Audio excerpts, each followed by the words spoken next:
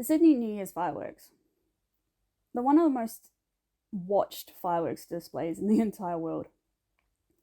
Despite The Guardian's article today claiming that Sydney leads the global New Year's celebrations, even though New Zealand got there at least 2 hours beforehand, Sydney fireworks tend to be the ones that people watch when they are basically warming up to their own midnight countdowns.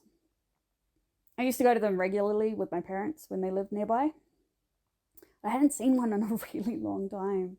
And that's not entirely by choice either. Because, in 2019, there were massive calls to cancel them because the smoke and fire risk of hosting fireworks during one of the worst bushfire seasons Australia had seen. Then the pandemic happened.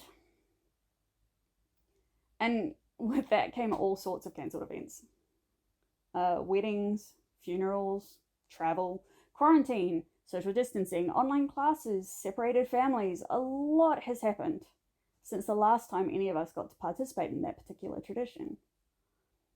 But last night I got to join thousands upon thousands of other people to see the first fireworks display in Sydney in 3 years' time. New Year's fireworks display. And I gotta say, it felt different. Instead of defensive marking of territory to claim a spot, overcrowding, drunkenness, mass drunkenness, there seemed to be almost an optimism in the city. Like a collective sense of community. Everyone seemed to have a shared appreciation that we finally get to celebrate together again. People were helping other people out with directions.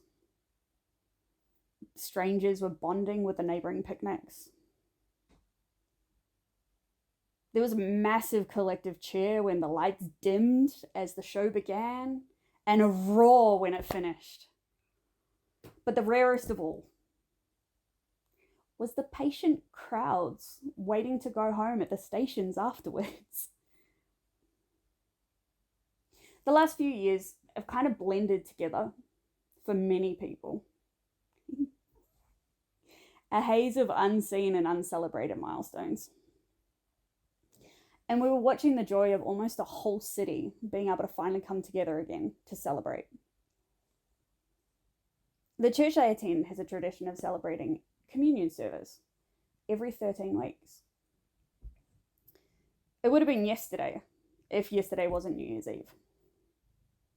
But the timing of it got me thinking about the similarities between communion and New Year's. And I know it's weird, but hold on. They are both a form of temporal marker. Temporal markers are like landmark moments in time for the mind. Special occasions, highlights, events that we look back on, that show us the journey that we've travelled and where we're headed to next. They have this interesting ability to fill us with optimism. It's like each marker kind of comes with its own fresh start, a blank canvas or empty photo frames waiting to be filled, full of possibility. It's kind of like we're leaving the past behind us and moving on with the new. New Year's resolutions and birthday wishes as we blow out candles. Each goal or wish is hope. Hope that the new chapter will be the fresh start we need to become the people we dream of being. Communion is kind of a temporal marker too. There's a bit in Apostle Paul's letter to the church in Corinth that tells of how to recreate the template for communion. The original being the Last Supper. In this letter, it talks about Jesus instructing us to eat bread and drink wine and do this in remembrance of me. Now, that's not a plea of an insecure man hoping his friends don't forget him once he's gone.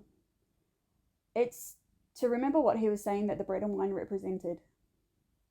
He lived his life even till death, as an example to show us that we don't have to live life the way that we're being taught by default. That life can be better. That we are worthy and valuable even when we stuff up, because all our mistakes and sins are in the past, gone, and hopefully forgotten. It means we can start anew.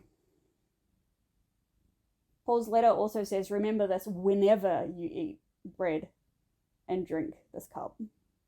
That's not a once every 3 months instruction. Bread and wine were staples of the Middle Eastern first century diet. That's a reminder that every single meal you have, every single meal is a reminder to not let the old habits drag you back and keep you stuck. Breakfast, lunch, and dinner, you can start again. Look, if 3 new starts a day isn't enough, add snacks. New Year's and birthdays, they're great moments to reassess, making plans for the coming year, dreaming out goals for the life you want. Whether you believe in communion or not, the bread and wine symbols take some of that fresh new start feeling and bring it to a daily practice. So in a few weeks, when you're looking back on your New Year's resolutions from school or work and you realize you've already faltered in the face of habit and routine, when the holiday glow and optimism gives way to real life, don't be discouraged or give up. Remember, we don't need to wait for a major calendar event to come around to remind us to start working towards the person we want to become. We don't have to wait for the next New Year's Eve or birthday to get that new start feeling. Sometimes just a little bread and some old grape juice is enough. So I guess the reason why I'm saying all of this is Happy New Year's, everybody, and bon appetit.